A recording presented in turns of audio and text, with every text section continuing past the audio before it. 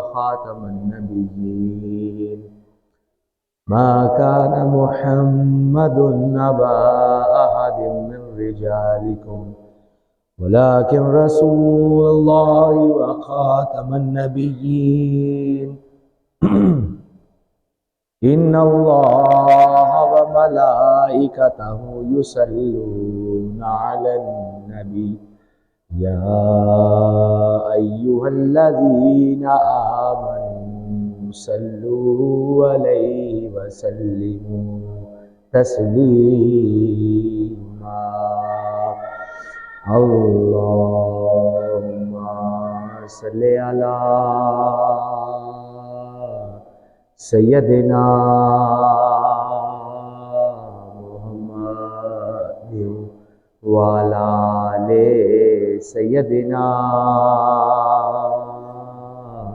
محمد وصحاب سیدنا محمد وبارک وسلم علیہ۔ تمام سننے والوں کو السلام علیکم ورحمۃ اللہ۔ اللہ رب العزت کی بابرکت ذات کا شکر ہے جس نے ہمیں ہماری زندگیوں میں مزید ایک جمعۃ المبارک عطا کیا۔ آج جس معاشرے میں ہم رہ رہے ہیں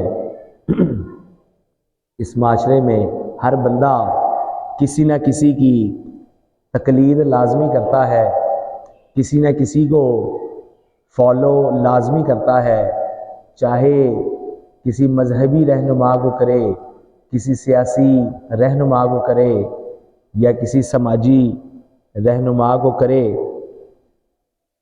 چاہے کوئی بہت بڑا تاجر ہے، کوئی انجینئر ہے، ڈاکٹر ہے، یا ایک عام سا جوتے گانٹھنے والا موچی ہے، ہر بندہ کسی نہ کسی کو فالو ضرور کرتا ہے، اور کانوں کے کچے تو ماشاءاللہ ہم سب ہی ہیں، چاہے کچھ لوگ چند کانوں کے کچے ہیں جن پہ تھوڑی بات اثر کرتی ہے، کچھ لوگ زیادہ کانوں کے کچے ہیں کہ کسی جگہ بیٹھ کر کسی سے کوئی بات سن لی یا کسی سے کوئی مسئلہ سن لیا، اپنا پورے کا پورا ایمان داؤ پر لگا دیتے ہیں، چاہے جتنی مرضی سمجھداری آ جائے، لیکن کسی کو فالو کرنے کا مقصد اس کے نظریات کو، اس کی آنکھوں سے دیکھے جانے والے معاملات کو، اس کے دماغ سے سمجھنے والے معاملات کو اپنے اوپر لاگو کرنا سراسر جہالت ہے۔ اللہ رب العزت نے مومنوں کے لیے یہ مسئلہ ہی ختم کر دیا کہ کس کے پیچھے جائیں، کس کو فالو کریں، کس کی بات مانیں، کس کی زندگی کے مطابق اپنی زندگی گزاریں۔ اللہ رب العزت نے یہ معاملہ مومنین کے لیے ختم کر دیا اور فرمایا لَقَدْ كَانَ لَكُمْ فِي رَسُولِ اللَّهِ أُسْوَةٌ حَسَنَةٌ، کہ رسول اللہ صلی اللہ علیہ وآلہ وسلم کی زندگی تمہارے لیے بہترین نمونہ ہے۔ اللہ کے نبی نے جہاں اتنی ساری فتوحات کی، جہاں اتنے سارے کام کیے جو رہتی دنیا تک نہ تو کوئی کر پائے گا اور نہ اس کا سوچ پائے گا، اس میں ایک کام ایسا ہے جو اللہ کے نبی نے ہمیں اپنا گھر بسا کر دکھایا، اپنے گھریلو معاملات کر کے دکھائے کہ گھر گھرستی کس طریقے سے چلائی جائے، گھر والوں سے میل جول کیسا رکھا جائے، کس طریقے سے اپنی بیویوں سے، اپنے بچوں سے اپنے معاملات رکھے جائیں۔ آج اللہ ماشاءاللہ بدقسمتی سے رٹے رٹائے بیانات ہم مبلغ بھی بیان کر دیتے ہیں۔ ہونا تو یہ چاہیے کہ کم از کم ہفتے میں ایک دفعہ کوئی ایک مکمل بیان ایسا ہو کہ جو میاں بیوی کے رشتے پر ہو، جو اولاد اور والدین کے آپس کے باہمی تعلقات کے بارے میں ہو، جو رشتہ داروں کے ساتھ صلہ رحمی کے بارے میں ہو۔ اس طرح کے بیانات پر شاید اس طریقے سے واہ واہ تو نہ مل پائے، لیکن یقین مانیں کہ آج جس طریقے سے معاشرے میں بڑھتے ہوئے طلاق کے واقعات سننے کو مل رہے ہیں، مجھے امید ہے کہ اگر ممبروں سے میاں بیوی کے تعلقات جو قرآن اور حدیث میں اللہ اور اس کے نبی نے ارشاد فرمائے ہیں ان کو بیان کیا جائے تو اس پہ کافی حد تک قابو پایا جا سکتا ہے۔ رٹے رٹائے بیانات معاشرے کو سدھار نہیں پا رہے۔ ہمیں کرنا صرف یہ ہے کہ اللہ رب العزت نے جو مومنین کو فرمایا کہ رسول اللہ صلی اللہ علیہ وآلہ وسلم کی زندگی تمہارے لیے بہترین نمونہ ہے، اس کو اپنی زندگیوں پر لاگو کرنا ہے۔ اور لاگو کیسے کرنا ہے؟ عبادات کے ساتھ ساتھ دنیاوی معاملات میں بھی ہم نے رسول اللہ صلی اللہ علیہ وآلہ وسلم کو فالو کرنا ہے، آپ کی اتباع کرنی ہے۔ ایک واقعہ اما عائشہ صدیقہ رضی اللہ تعالیٰ عنہ فرماتی ہیں کہ اللہ کے رسول گھر میں تشریف لائے تو آپ مجھے دیکھ کر مسکرانے لگ پڑے، اور آپ نے فرمایا کہ اے عائشہ کہ تو جب مجھ سے ناراض ہوتی ہے تو مجھے تب بھی پتہ چل جاتا ہے، اور جب تو مجھ سے ناراض نہیں ہوتی، خوش ہوتی ہے، اس وقت بھی مجھے پتہ چل جاتا ہے۔ تو اما عائشہ صدیقہ رضی اللہ تعالیٰ عنہ نے پوچھا کہ یا رسول اللہ آپ کو کیسے پتہ چلتا ہے؟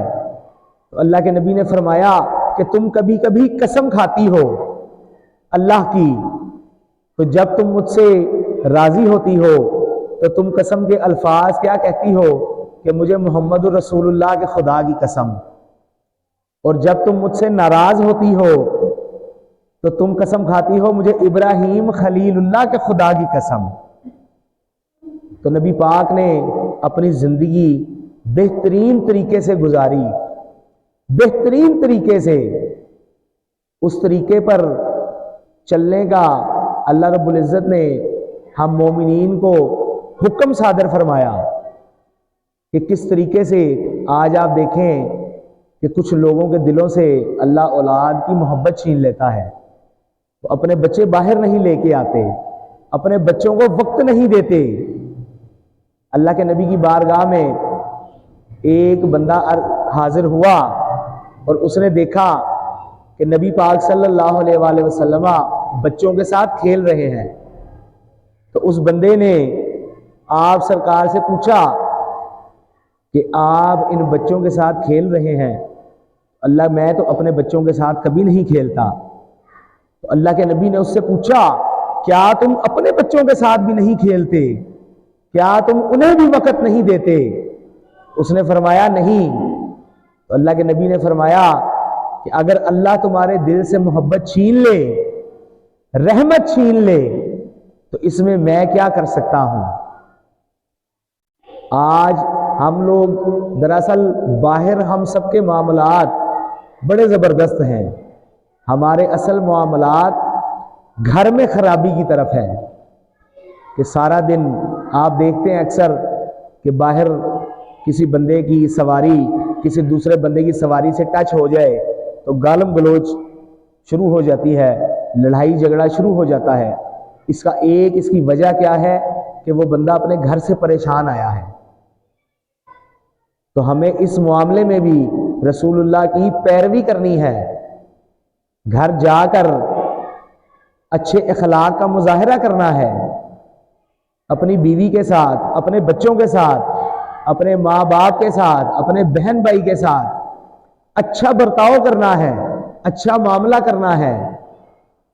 4 6 گھنٹے پیر صاحب کی محفل میں بیٹھنے کا یقین مانے کوئی فائدہ نہیں کہ اگر گھر جا کے ہم لوگوں نے طوفان بدتمیزی شروع کرنی ہے۔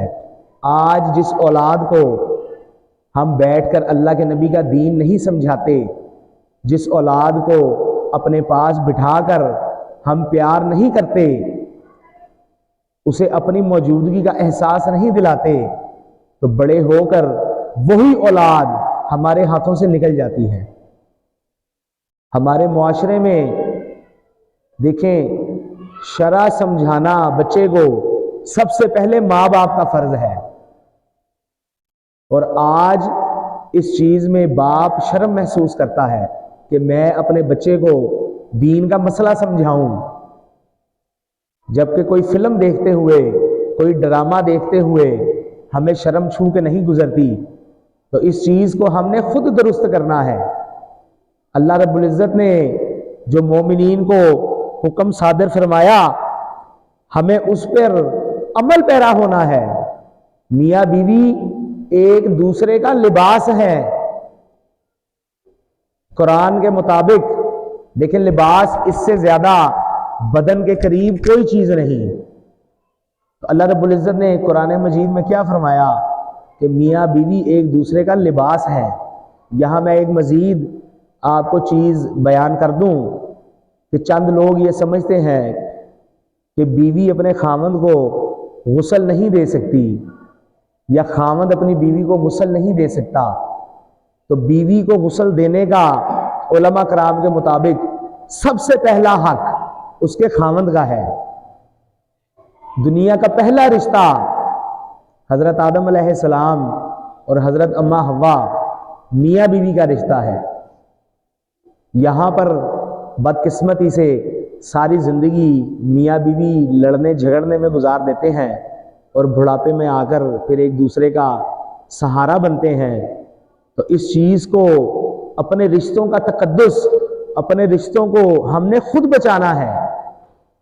دیکھیں، نہ کسی وزیر نے آ کر یہ بات سمجھانی، نہ کسی مبلغ نے گھر آ کر یہ بات سمجھانی۔ تو میری نظر میں منبر کا کام، مساجد کا کام صرف نماز روزے کی تلقین کرنا نہیں ہے۔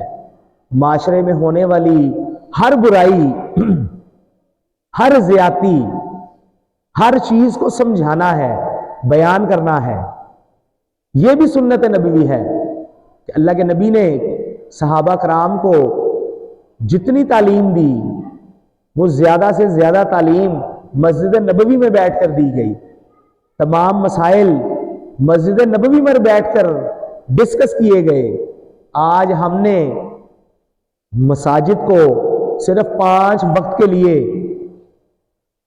ایک جگہ بنا دی کہ دن میں 5 دفعہ اذان کا بلاوا آیا، ہم مسجد میں آئے، نماز پڑھی اور اپنے اپنے کاموں پر نکل گئے۔ جبکہ مساجد پرانے وقتوں میں مساجد کو تمام سیاسی اور سماجی سرگرمیوں کے لیے استعمال کیا جاتا تھا، وہاں بیٹھ کر فیصلے کیے جاتے تھے، دین کی سمجھ حاصل کی جاتی تھی۔ آج ہم نے اپنی مسجدوں کو اور مدرسوں کو ٹیمپریری طور پر، عارضی طور پر استعمال کرنا شروع کر دیا ہے۔ یہی وجہ ہے کہ ہمارے گھروں میں ہر طرف بے سکونی ہے۔ دیکھیں، انسان اپنے آپ سے اور اپنے رب سے جھوٹ نہیں بول سکتا۔ اگر میں یہاں بیٹھ کر کہوں کہ نہیں جی نہیں، میری طرف تو سب اوکے ہے، تو یہ صریحاً جھوٹ ہے۔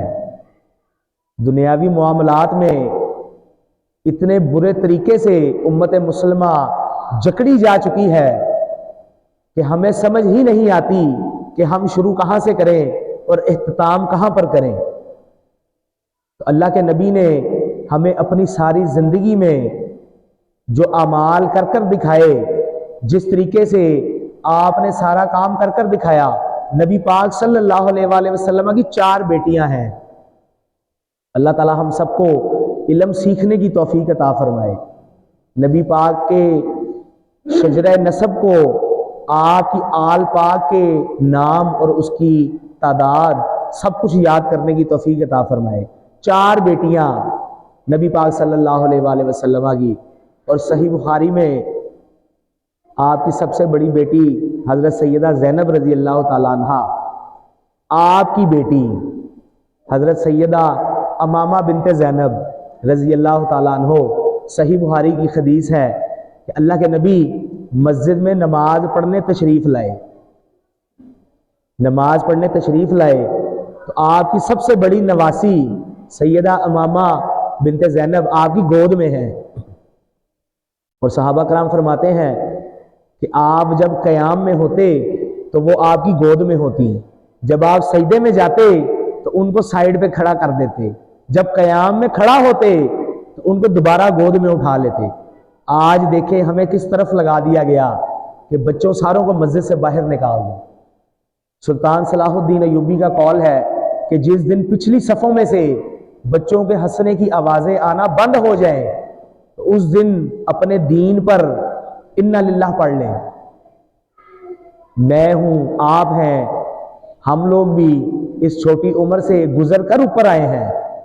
ہم خود مسجد میں کھیلتے تھے، جو کھجور کی ٹوپیاں، آج کل تو پلاسٹک کی ٹوپیاں آ چکی ہیں، کھجور کی ٹوپیاں، اس سے ہم مسجد میں کھیلتے تھے، اور ہمارے علماء نے، ہمارے قاری صاحبان نے ہمیں کبھی منع نہیں کیا۔ تو بچوں کو کرنا صرف یہ ہے کہ بچوں کو مسجد کے آداب سکھانے ہیں کہ آداب کیا ہیں مسجد کے۔ تو انشاءاللہ تعالی بچے یہاں آئیں گے، یہاں پہ اچھے طریقے سے معاملات گزاریں گے، کھیلیں گے، کودیں گے، اور کل کو یہیں پہ نماز پڑھیں گے۔ آج اگر ہم کسی بچے کو مسجد سے متنفر کریں گے، مسجد سے باہر بھگائیں گے، تو یقین مانیں کہ باہر ہر طرف کانٹیاں، سنا آپ نے نام کانٹیاں، کانٹی ڈالنا، ہر طرف کانٹیاں پڑ رہی ہیں۔ رات کو ایک صاحب میرے سے گفتگو کر رہے تھے تو مجھ سے انہوں نے سوال کیا کہ حضرت عمر فاروق رضی اللہ تعالیٰ عنہ سے اللہ کے نبی نے قلم اور دوات مانگا، تو انہوں نے وہ قلم دوات نہیں دیا۔ اب میں نے ان کو سوال پوچھا کہ سورہ فاتحہ میں اہدنا الصراط المستقیم، اس کا کیا مطلب ہے؟ اب ان سے بات شروع ہوئی تو انہیں میں نے سمجھایا کہ اللہ رب العزت نے سورہ فاتحہ میں اہدنا الصراط المستقیم کیوں شامل کی۔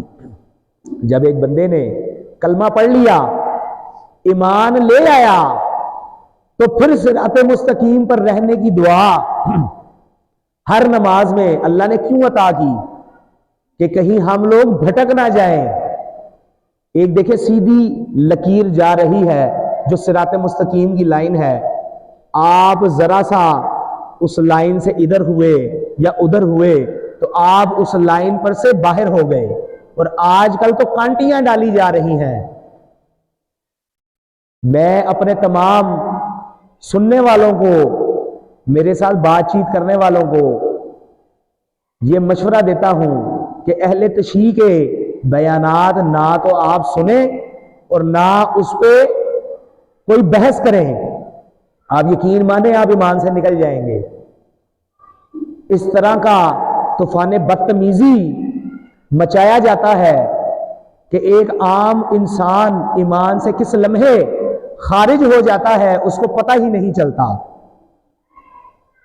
تو جو ہی ان صاحب کو میں نے سمجھایا کہ جو ہی آپ صراط مستقیم والے رستے سے ہٹے تو اس پہ پھر آپ آگے سے آگے بڑھتے چلے جائیں گے، اور توبہ کے لیے ضروری ہے کہ آپ نے پہلے جس رستے سے آپ بھٹکے تھے اس رستے پر واپس آنا ہے، اور وہاں واپس آ کر پھر آپ نے پڑھنا ہے اہدنا الصراط المستقیم کہ میں میرے اللہ مجھے سیدھا رستہ دکھا۔ تو اپنے دماغ کا استعمال کریں۔ دشمنان اسلام، دشمنان صحابہ، دشمنان اہل بیت مسلمانوں کو استعمال کر رہے ہیں۔ آپ کے ایمان چٹکیوں میں اگلے ایک سوال کر کے، اسلام میں نا کیوں کا لفظ نہیں ہے کہ اللہ کیوں ہے، اللہ نے یہ کیوں کیا؟ کیا کا سوال آپ پوچھ سکتے ہیں کہ اللہ کیا ہے، اسلام کیا ہے، رسول کیا ہے۔ یہاں مجھے ایک بات مزید یاد آ گئی تو میں وہ ذکر کرنا چاہوں گا ضرور۔ کم و بیش اللہ رب العزت نے 1,24,000 انبیاء اس دنیا میں بھیجے۔ ان 1,24,000 پیغمبروں میں سے صرف ایک نبی ایسے ہیں کہ جنہوں نے اللہ کے ایک ہونے کی گواہی دی، اور وہ نبی ہمارے نبی پاک محمد صلی اللہ علیہ وآلہ وسلم ہیں، جو اللہ رب العزت کو جا کر دیکھ کر آئے۔ ابراہیم خلیل اللہ، آپ یہ نہیں کہہ سکے کہ میں اللہ کو دیکھ چکا ہوں۔ موسیٰ بھی یہ چیز بیان نہیں کر سکے۔ حضرت یعقوب، حضرت عیسیٰ، حضرت یوسف، حضرت الیاس، حضرت شیش، بے شمار قرآن میں جو نام آئے ہیں وہ تمام انبیاء اس چیز کو نہیں بتا سکتے کہ میں اللہ کو دیکھ کر آیا ہوں، جبکہ رسول اللہ صلی اللہ علیہ وآلہ وسلم جب معراج پر اللہ کے حضور پیش ہوئے اور آپ نے اپنے سر کی آنکھوں سے اور دل کی آنکھوں سے اللہ رب العزت کی زیارت کی، تب آپ نے کہا اشہد ان لا الہ۔ تو نبی پاک کی شان پہچانے، ایک بلند تخت والا بادشاہ، اس کے غلام کی آپ آج کی مثال میں مزید اس کو آسان کرتا ہوں۔ آج وزیر اعلیٰ پنجاب محسن نقوی ہے، آپ اس کے سیکٹری کی طاقت دیکھ لیں کہ کیا ہے۔ وہ جس کو چاہے جہاں چاہے وہاں پر پکڑ سکتا ہے، معاملات سارے کر سکتا ہے۔ تو آپ خود سوچیں کہ ہم کس کی امت ہے کہ جن کے دنیا سے جاتے ہی وقت بھی رک گیا، پانی بھی رک گیا، فضا بھی رک گئی، سورج کی، چاند کی، ستاروں کی گردشیں بھی رک گئیں۔ تو آپ کسی چیز میں سے بیٹری نکال دیں تو وہ چیز ڈیڈ ہو جاتی ہے۔ تو اللہ کے نبی اس کائنات سے نکلے تو اس کائنات کی ہر چیز وہیں پر رک گئی، اور آپ جب واپس آئے تو بستر بھی گرم تھا، کنڈی بھی ہل رہی تھی۔ تو کائنات کی جان کون ہے؟ نبی پاک صلی اللہ علیہ وآلہ وسلم۔ تو ہم آپ کے امتی ہیں۔ ہمیں یہ جو دوسری قوموں نے بدقسمتی سے گیا گزرا سمجھ لیا ہے، یقین مانے اس کی ریزن، اس کی وجہ صرف یہ ہے کہ ہم نے نبی پاک سے محبت کرنا چھوڑ دی ہے، ہم نے نبی پاک کے اصولوں پر چلنا چھوڑ دیا ہے، ہم نے قرآن کو چھوڑ دیا ہے۔ آپ نوٹ کریں کہ اللہ رب العزت نے قرآن مجید فرقان حمید میں تقریباً 750 سے زائد مرتبہ نماز پڑھنے کا حکم دیا ہے۔ تو آج ہم نماز کے بارے میں کتنی سستی کرتے ہیں کہ فجر گئی تو چہرے کی رونق گئی۔ احادیث کے مطابق فجر گئی تو چہرے کی رونق گئی، جزاک اللہ۔ ظہر گئی تو اللہ رب العزت نے رزق میں برکت اڑا دی۔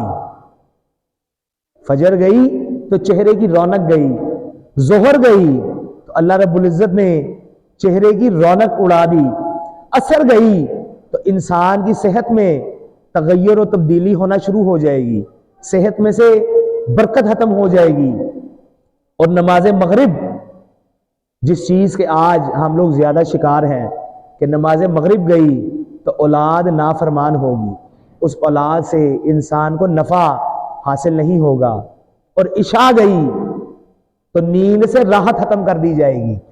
آج آپ مجھے بتائیں، کیا ہمیں دنیا میں رہنے کے لیے ان 5 چیزوں سے زیادہ کوئی چیز چاہیے؟ چہرے پہ نور، رزق میں برکت، صحت میں برکت، جسم میں طاقت، فرما بردار اولاد اور سکون کی نیند سونا۔ ہمیں ان 5 چیزوں سے زیادہ بھلا کون سی چیز چاہیے؟ اور ہم اللہ کے نبی کے فرمان کے مطابق یہ جانتے ہیں کہ اگر ہم ان 5 چیزوں کو پکڑیں گے، ان کو وقت پر ادا کریں گے تو ہمیں یہ 5 انعامات ملیں گے، لیکن ہم پھر بھی یہ کام نہیں کرتے۔ مؤذن کہتا رہتا ہے کہ حی علی الصلاۃ، حی علی الفلاح، لیکن ہمارے حضرت علی سے کسی نے پوچھا رضی اللہ تعالیٰ عنہ سے، یا امیر المومنین میں بڑی کوشش کرتا ہوں لیکن نماز فجر کے وقت میری آنکھ نہیں کھل پاتی۔ امیر المومنین نے، مولا علی نے کیا فرمایا کہ تو کیا سمجھتا ہے کہ تیری آنکھ ایسے ہی نہیں کھلتی، تیرے سارے دن کے کیے گئے گناہ بیڑیوں کی شکل میں تیرے ہاتھوں پہ اور تیرے پاؤں میں پڑ جاتے ہیں، جس وجہ سے تیری آنکھ نہیں کھل پاتی۔ حدیث کا مفہوم ہے کہ بے نمازی کا نام، جو بندہ مستقل جان بوجھ کر نماز چھوڑتا ہے، اس کا نام جہنم کے دروازے پر لکھ دیا جاتا ہے۔ اور ڈرنے والی بات نہیں، جو پڑھے گا اس کا جنت کے دروازے پہ لکھ دیا جائے گا۔ مومن کے لیے تو موجیں ہی موجیں ہیں۔ نماز کا سوال سب سے پہلا سوال ہے۔ احادیث میں یہ باتیں لکھی ہی رہ گئیں کہ ہم لوگوں نے جس سے استفادہ حاصل نہیں کیا۔ قرآن مجید چیخ چیخ کر کہہ رہا ہے کہ نماز قائم کرو، نماز قائم کرو، لیکن ہم نے اپنے دنیاوی معاملات نماز سے زیادہ افضل بنائے رکھے ہیں۔ اللہ کے نبی نے فرمایا کہ جب بچہ 7 سال کا ہو جائے تو اس کو نماز پڑھنے کی تلقین کرو، اور 10 سال کی عمر میں اگر وہ نماز نہیں پڑھتا تو اس کو مار پیٹ کرو کہ وہ نماز پڑھے۔ مومن اور کافر میں فرق کرنے والی چیز نماز بیان کی گئی۔ امام شافعی نے فرمایا یہ جو اللہ کے جو ذہین فتین لوگ ہوتے ہیں نا، جنہوں نے اپنی ساری زندگی دین کو سمجھنے میں گزاری، پھر دین کی فقہ لکھی، پھر مزید اس میں چیزیں لکھی، ان کی باتیں اپنے اندر ایک ایک فکرہ اپنے اندر سمندر رکھتا ہے۔ امام شافعی رحمت اللہ علیہ نے کیا فرمایا کہ بے نمازی کو مسلمانوں کے قبرستان میں دفن نہ کرو، بے نمازی کی نماز جنازہ نہ پڑھو، کیونکہ اللہ رب العزت فرماتا ہے کہ بے نمازی سے میرا کوئی واسطہ نہیں۔ اللہ رب العزت کو اس کی کوئی پرواہ نہیں۔ اور آج کے دور میں ہم مسلمان دعویٰ کرتے ہیں کہ ہم سب سے زیادہ اپنے اللہ سے اور اللہ کے نبی سے عشق کرتے ہیں، صحابہ کرام سے عشق کرتے ہیں، اللہ کے ولیوں سے عشق کرتے ہیں۔ یہ کیسا عشق ہے کہ ہم نماز ایک نہیں پڑھتے؟ تو نیکی کے کاموں میں ایک دوسرے کی مدد کریں۔ جب بھی نماز پڑھنے جائیں تو کم از کم ایک آدھے بندے کو ساتھ لے کر آئیں۔ یقین مانیں کہ شیطان انسان کی رگوں میں اس طریقے سے دوڑتا ہے کہ جیسے خون گردش کرتا ہے۔ یہ حدیث کے الفاظ ہیں۔ تو آپ اپنے جس مومن بھائی کو نماز کی طرف لے کر آئیں گے، دوسری طرف سے شیطان بھی اپنا زور لگائے گا کہ یہ نہ جائے۔ جیسے حدیث میں آتا ہے کہ مومن بندہ جب سوتا ہے، شیطان اس کی گردن پہ پیچھے 3 گرہیں لگاتا ہے، اور 3 گرہیں کھلتی کب ہے؟ اس مردود کی آپ طاقت دیکھیں جو اللہ رب العزت نے اس کو عطا کی، کہ 3 گرہیں کھلتی کب ہے؟ پہلی گرہ تب کھلتی ہے جب بندہ نیند سے بیدار ہو کر اٹھ کر بیٹھتا ہے۔ دوسری گرہ کب کھلتی ہے؟ جب بندہ وضو فرماتا ہے، وضو کرتا ہے۔ اور تیسری گرہ تب کھلتی ہے کہ جب انسان نماز کے لیے کھڑا ہو کر تکبیر کہہ کر اللہ اکبر کہتا ہے۔ یہ منحوس تب تک جان نہیں چھوڑتا جب تک اسے یقین نہ ہو جائے کہ اب یہ نماز سے پیچھے نہیں ہٹے گا۔ تو نماز کو اپنی زندگی کا لازم و ملزوم حصہ بنائیں۔ انشاءاللہ رب العزت انشاءاللہ تعالی نماز کی برکت سے آپ دیکھیں گے کہ ہماری زندگیوں سے جو خیر و برکات ختم ہوتی جا رہی ہیں وہ انشاءاللہ تعالی واپس آئیں گی، اور اللہ تعالی ہم سب کو خیر و برکتیں عطا فرمائے گا۔ دعا ہے اللہ رب العزت میرا بولنا اور آپ کا سننا قبول فرمائے، اور ہم سے اپنے دین کا کوئی نہ کوئی کام لے لیں جس کا ہمیں روز محشر پتہ لگے گا کہ اللہ کے نبی کی بارگاہ میں جب ہم پیش ہوں گے تو ہمارے نامہ اعمال میں چند ایسی چیزیں آئیں گی کہ جن کا ہمیں پتہ ہی نہیں ہوگا کہ یہ کام اللہ نے ہمیں بخشنے کے لیے کروا لیا۔ وآخر الدعوانا ان الحمدللہ رب العالمین۔